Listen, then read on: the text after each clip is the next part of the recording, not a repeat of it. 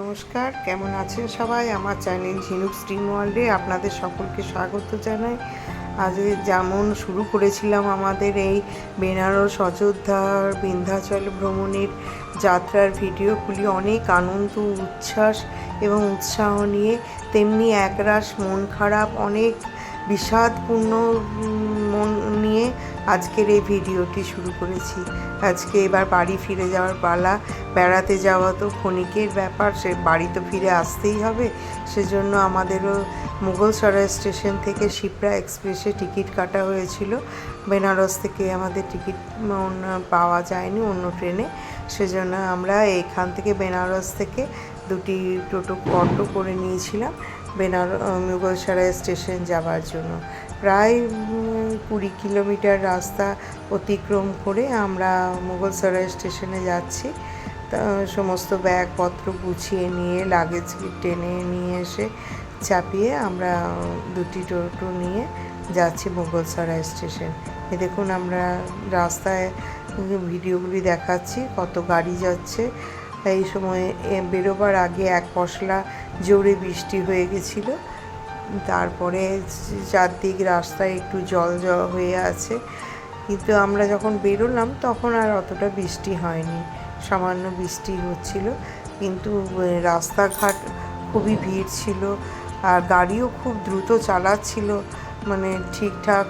এখানে কোনো একটা জিনিসই লক্ষ্য করলাম, কোনো সিগন্যাল নেই, কোনো ট্রাফিক পুলিশ নেই, যার জন্য এলোমেলো ভাবে গাড়ি সবাই চালাচ্ছে, দাঁড়িয়ে আছে, পাশ কাটিয়ে আগে চলে যাচ্ছে। সেজন্য হয়তো অ্যাক্সিডেন্টের ভয়টাও একটু বেশি থাকে। যেসব জায়গায় সিগন্যাল, ট্রাফিক পুলিশ ঠিক ভালো থাকে, সে জায়গায় ঠিক সিস্টেমে কাজগুলি হয়ে থাকে। দেখুন, অন্ধকার নেমে এসেছে, এতটা রাস্তা যে আমরা বেলাবেলি বেরিয়েছি, কিন্তু রাস্তায় যেতে যেতেই সন্ধে হয়ে গেছে, অন্ধকার হয়ে এসেছে।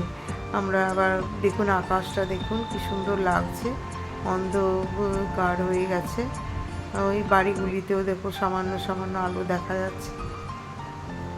এতদিন যে আমি ভিডিওগুলি দেখালাম, আপনারা কমেন্ট করে অবশ্যই জানাবেন যে আমার এই অযোধ্যা ভ্রমণ, বেনারস ভ্রমণ কেমন লাগলো আপনাদের।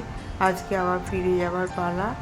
এই দেখুন, অনেকটা রাস্তা আমরা যাচ্ছি, রাস্তায় কিছু কিছু জায়গায় জল জমে আছে। গিয়ে আমরা মুঘলসরাই স্টেশনে নামবো। তারপর তা করতে করতে 8:07 না 10-এতে শিপ্রা এক্সপ্রেস আসার মুঘলসরাই স্টেশনে টাইম। এলে আমরা ট্রেনে চেপে পড়বো। 3 টায়ার এসি নেওয়া আছে, খাবার দাবার সঙ্গে নিয়েই ট্রেনে উঠে যাব।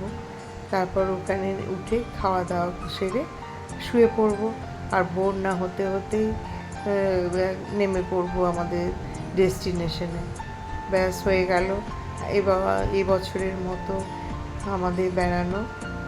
অনেকটাই মন খারাপ লাগছে, বেশ সব কিছু সংসারের বাঁধন ছাড়া, নিয়ম থেকে আমরা বাঁধন ছাড়া হয়ে ঘুরে বেড়ানো, আবার সেই সংসারে যাতাকলে সব রোজকার একই কাজ, সকাল থেকে উঠে রান্না, খাওয়া, সব কিছু, হাজব্যান্ডের অফিস যাওয়া, এই সেই একই কাজ। এসবের নিয়ম ছেড়ে কিছুদিনের জন্য ঘুরে এলাম, নতুন অনেক এনার্জি নিয়ে এলাম, যাতে আনন্দে আবার সব কিছু ভালো লাগে। মেয়েদেরও পড়াশোনার একঘেয়েমি থেকে একটু যেন ওদেরও অন্যরকম লাগলো।